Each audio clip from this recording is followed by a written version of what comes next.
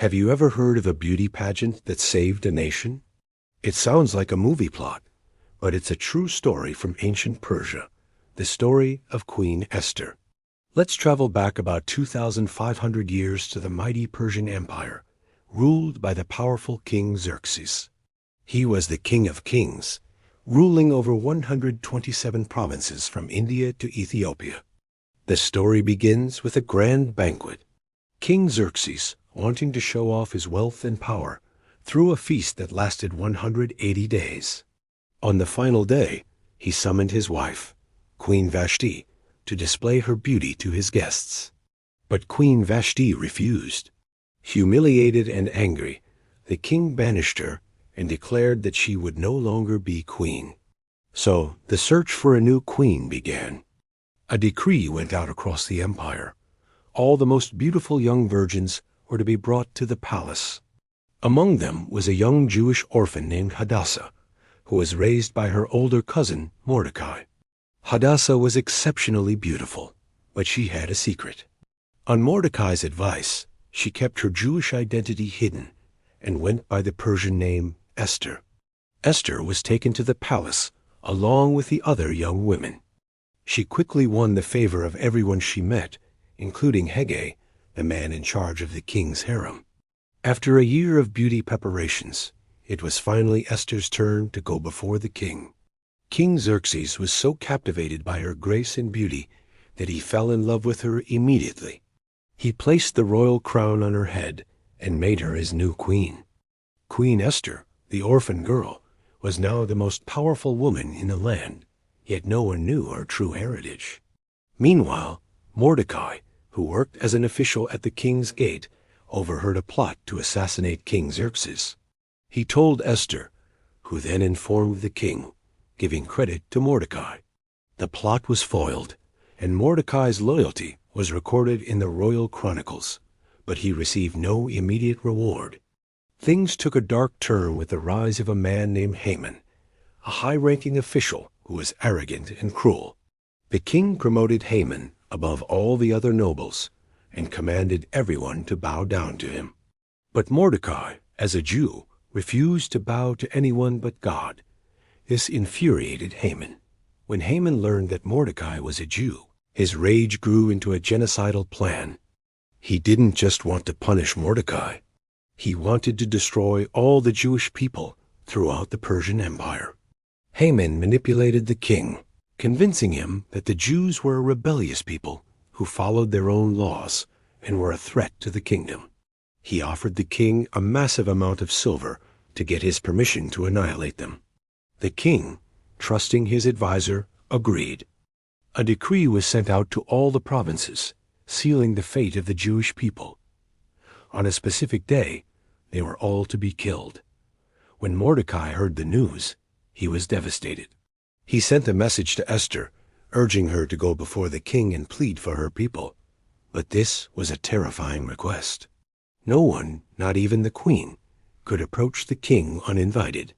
The penalty was death, unless the king extended his golden scepter. Esther was afraid, but Mordecai's words resonated deep within her. He told her, "Do not think that because you are in the king's house, you alone of all the Jews will escape.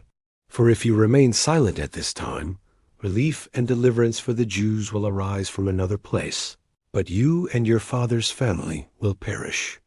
And who knows but that you have come to your royal position for such a time as this?" Those words changed everything. Esther found her courage. She sent a message back to Mordecai, asking him to gather all the Jews in the city to fast and pray for her for 3 days. She and her maids would do the same. Then she said, "I will go to the king, even though it is against the law. And if I perish, I perish." After 3 days of fasting, Queen Esther put on her royal robes and stood in the inner court of the king's palace. When King Xerxes saw her, he was pleased and held out his golden scepter. He asked her, "What is it, Queen Esther? What is your request? Even up to half the kingdom, it will be given to you." Instead of revealing her plan right away, Esther wisely invited the king and Haman to a banquet she had prepared. At the banquet, The king again asked for her request. Again, she delayed, inviting them both to a second banquet the next day. That night, the king couldn't sleep. He asked for the royal chronicles to be read to him, and was reminded of how Mordecai had saved his life from the assassination plot and had never been rewarded. Just then, Haman arrived at the palace, eager to ask the king's permission to hang Mordecai on the gallows he had built. Before Haman could speak, the king asked him, what should be done for the man the king delights to honor? Haman, thinking the king meant him, described a lavish ceremony. The man should wear the king's royal robe, ride the king's own horse, and be led through the city streets while a noble proclaims, "This is what is done for the man the king delights to honor." The king commanded, "Go at once.